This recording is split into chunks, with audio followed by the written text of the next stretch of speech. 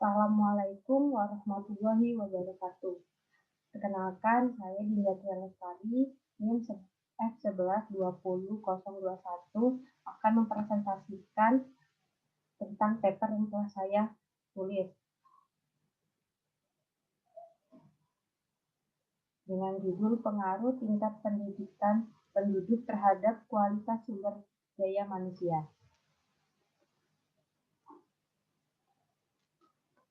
Mulai dari pendahuluan, program pendidikan untuk meningkatkan kualitas sumber daya manusia menjadi sangat penting karena banyak permasalahan yang terdapat dalam institusi pemerintahan, lembaga kemasyarakatan, dan berbagai kegiatan di masyarakat yang efektivitasnya tergantung pada kualitas sumber daya manusia, baik dalam kemampuan intelektual maupun integritas moral dalam tanggung jawabnya pada kemasyarakatan. Pendidikan memiliki arti penting, yaitu sebagai investasi yang menganggap manusia sebagai suatu bentuk modal yang pada akhirnya dapat meningkatkan kesejahteraan hidup di masa yang akan datang. Seseorang yang berpendidikan tinggi akan mempengaruhi pola pikir, sikap, dan perilakunya. Semakin tinggi pendidikan dan kualitas pendidikan yang lebih baik serta memiliki keterampilan yang melengkapi pendidikan formal, memungkinkan mereka mendapatkan keuntungan yang lebih tinggi. Kemudian masalahnya adalah bagaimana hubungan tingkat pendidikan penduduk dapat mempengaruhi kualitas sumber daya manusia. Dengan tujuan menjelaskan hubungan tingkat pendidikan penduduk dapat mempengaruhi kualitas sumber daya manusia. Dimulai dari landasan teori, pendidikan adalah usaha sadar dan terencana untuk mewujudkan suasana belajar dan proses pembelajaran agar peserta didik secara aktif mengembangkan potensi dirinya untuk memiliki kekuatan spiritualitas, keagamaan, pengendalian diri, kepribadian, kecerdasan, akhlak mulia, serta keterampilan yang diperlukan dirinya, masyarakat, bangsa, dan negara.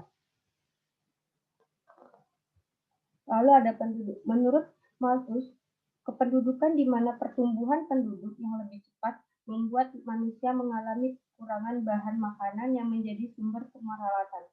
Pertumbuhan penduduk diakibatkan oleh 3 komponen, yaitu sterilitas, moralitas, dan migrasi. Lalu ada sumber daya. Menurut Hasibuan, sumber daya manusia adalah kemampuan terpadu dari daya pikir dan daya fisik yang dimiliki. Sumber daya manusia SDM adalah kemampuan terpadu dari daya pikir dan daya fisik yang dimiliki oleh setiap individu. Selanjutnya ada pembahasan tentang data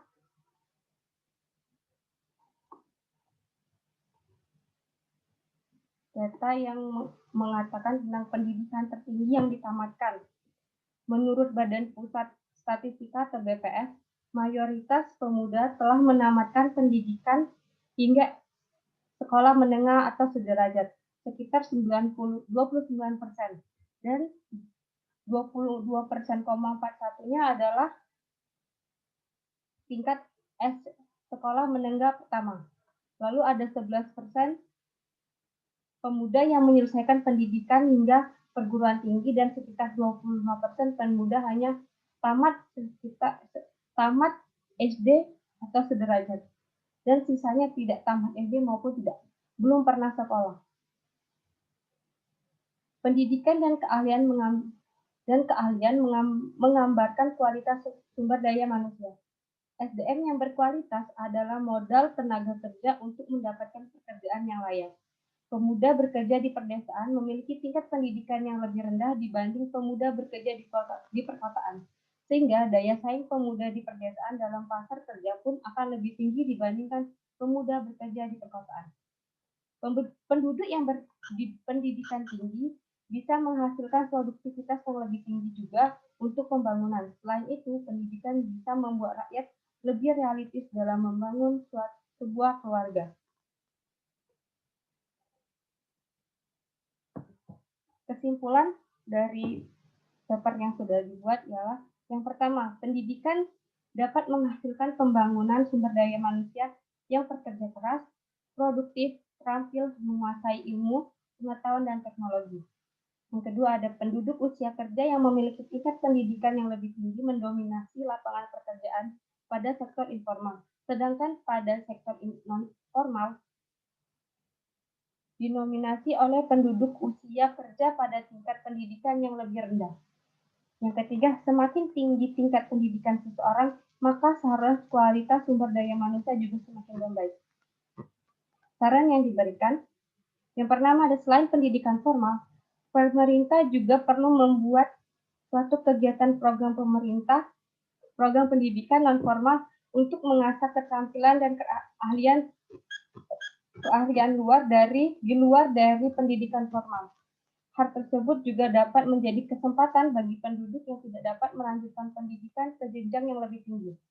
Yang kedua, perlunya pemerataan pendidikan di setiap daerah pedesaan maupun perkotaan, sehingga setiap penduduk khususnya pemuda di usia kerja juga mendapatkan hak belajar yang sama dengan penduduk yang ada di daerah perkotaan.